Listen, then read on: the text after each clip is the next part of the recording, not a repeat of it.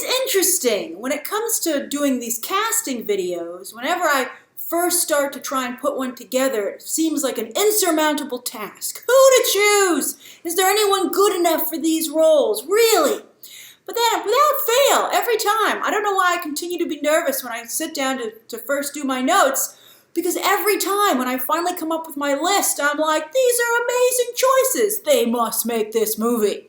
So I'm very excited to share my live-action casting choices with you for Disney's The Princess and the Frog. Now, there's no announcement that Disney is working on this, but they are working on something else. Yes, it was announced last week that Splash Mountain is getting a makeover. There was some pressure from society, but Disney claims they've been working on it for over a year, and they only just announced it. Who cares why it's happening? It's a great idea, because Splash Mountain is going from Song of the South to The Princess and the Frog, a movie which deserves every bit of attention it will ever be given, because it's a phenomenal film. I love it. We just did a watch-along party. It's on Netflix and Disney+. It's the last, traditional animated, 2D animated film that Disney made. It's very special. You should watch it if you have not watched it. I've watched it so many times at this point. It's fantastic.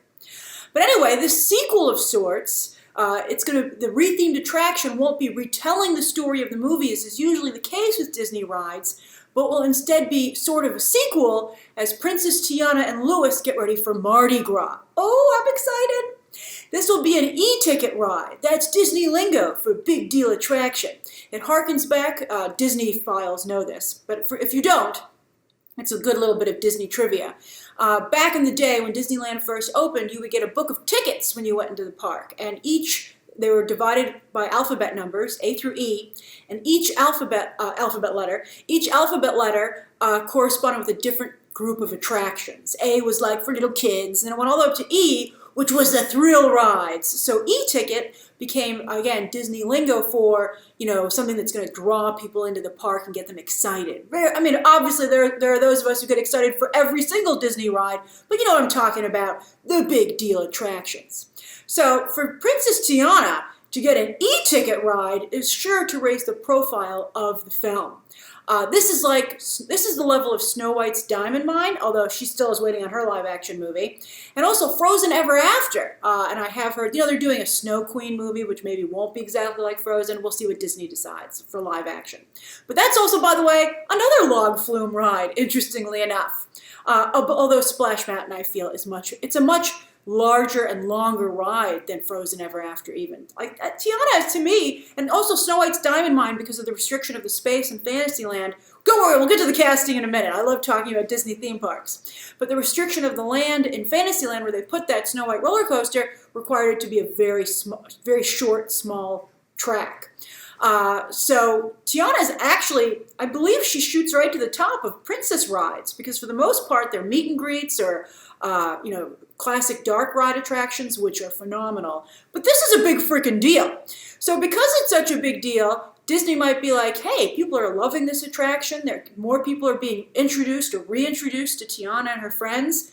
Maybe we should do a live-action movie, right? You should definitely do a live-action movie, Disney.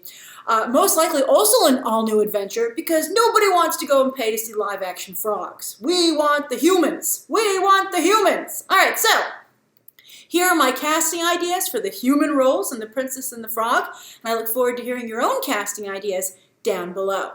Now, for Tiana, I would strongly prefer that Disney go with a darker-skinned actress, because colorism continues, even in 2020, to be a problem in Hollywood. Learn to like the actors. Again, as we talked about with Tenet, one of the cinematographers on Insecure did a fantastic, quick course in that. It can be done.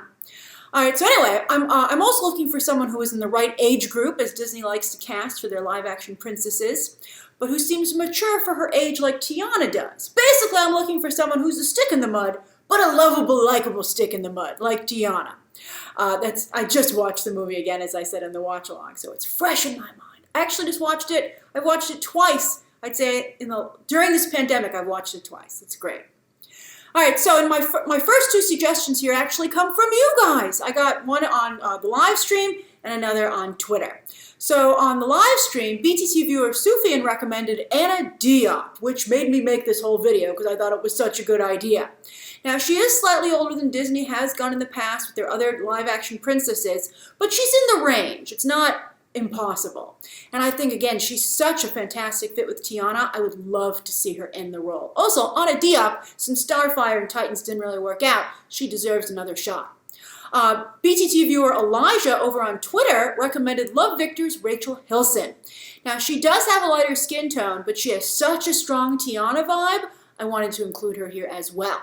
Now, I have two more actresses myself to add to this list.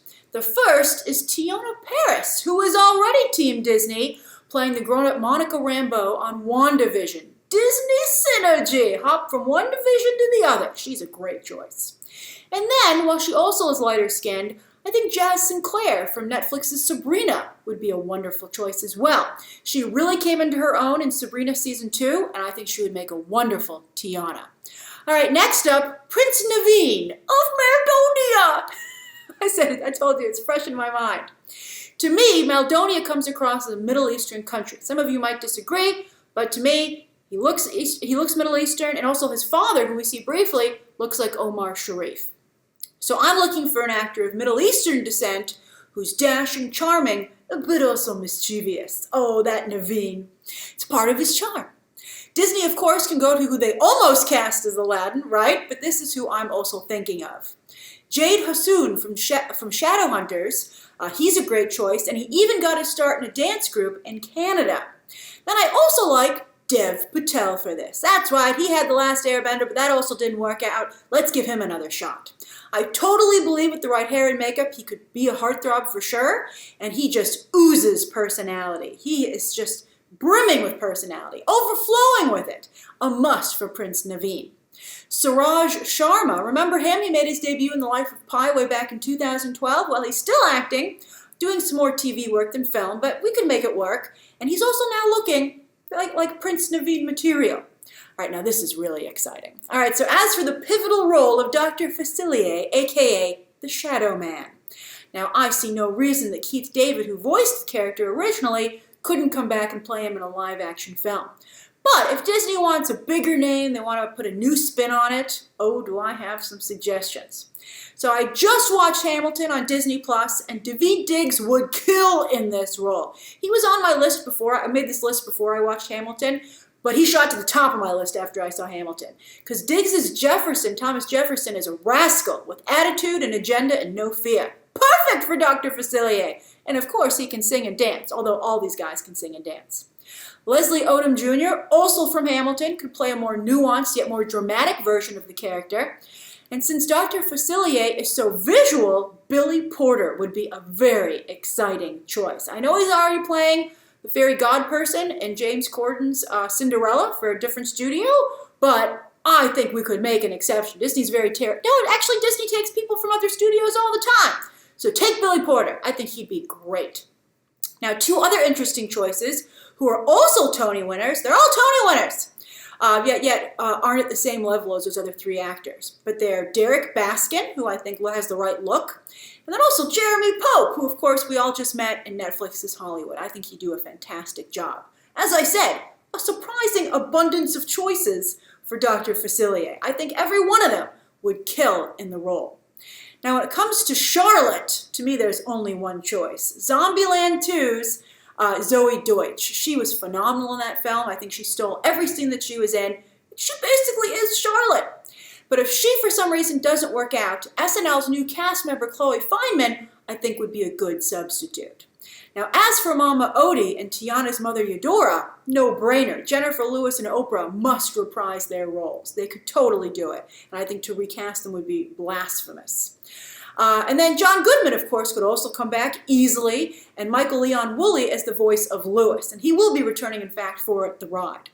As for Terrence Howard as Tiana's father, it's a small role. I'm not quite sure. I think I'm not sure if he's like the match that you want with Oprah, but why not, right? I mean, there's about a 10-year age difference between the two of them, Terrence Howard being younger, but I think they could totally make it work. I think it would be great, and I'm not quite sure if Terrence Howard ever got canceled. I think he sometimes is problematic, but I think he's fine, right?